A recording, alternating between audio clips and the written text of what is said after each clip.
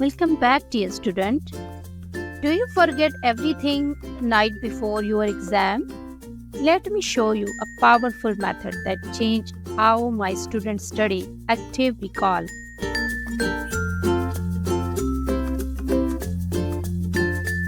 What is active recall? Active recall means testing yourself instead of rereading. For example, close your book and try to write or say what you just learned.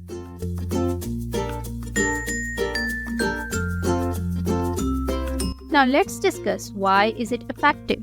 Why is it effective? It forces your brain to retrieve information. They strengthen memory. It's like training a muscle. The more you use it, the stronger it gets.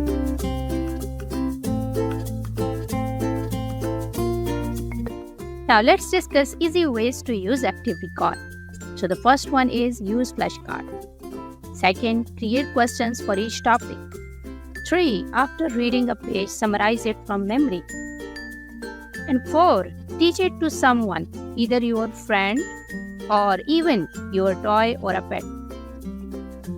Now, dear student, try it in your next study session and tell me how it worked. Don't forget to watch part 1 and part 2. Have a good day. Bye-bye.